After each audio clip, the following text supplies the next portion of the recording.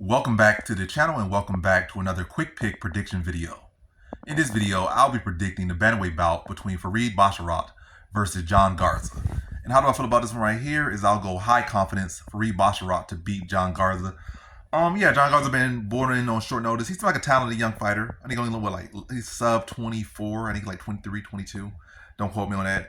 It's not that much relevancy. Well, he's exactly 25, 24. Ain't that relevant. Either way, he's a young gun for sure. Whether you cut it this way, cut it that way, he's a young gun. Only has a handful of pro fights.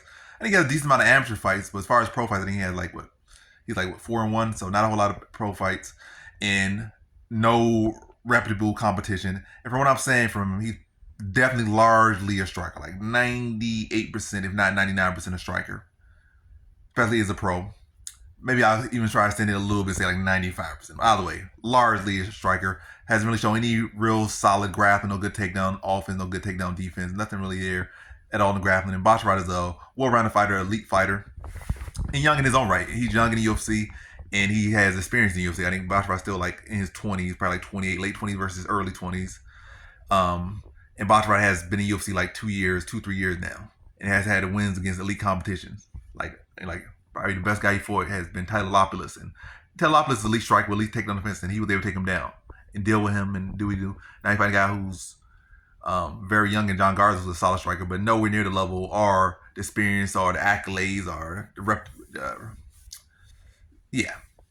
It's not a test against elite competition. His skills have not been tested against elite competition, at least not in a fight. Maybe in the gym, but as far as in a fight, has not been tested by no elite competition. And look at some of his amateur losses. He has 2 submission losses on amateur. I think 1 rear naked choke and 1 guillotine. So it seems that grappling is a question area, and it's not like he has addressed that. He addressed that 2 fights later, or his final 2 fights of his amateur career. But again, against who? We have not seen him really use grappling as a pro. And Farid Basharat can grapple at elite UFC level. I'm not saying Basharat is the greatest grappler in MMA or greatest grappler in the UFC, but I'd say as far as in the bantamweight, I'd probably say he's like a top 12 grappler. So that's elite. That's pretty elite in my opinion.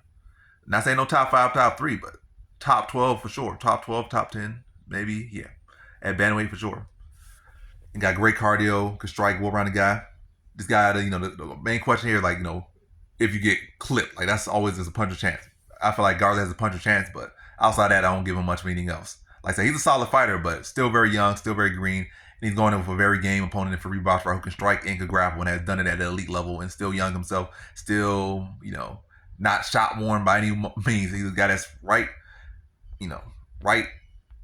entering, close to entering his prime, and again has been fighting and beating elite competition. So it's hard for me to even try to say make an angle for Garza. Again, Garza has a puncher chance, but yeah, I think this should be an easy fight for Farid Basharat. I think he mixes in striking, goes heavy with the takedowns, wears down the younger John Garza, the younger, much less experienced guy, grinds him out, and then submits him late in the 2nd round. So in this one, I got Farid Basharat via 2nd round submission.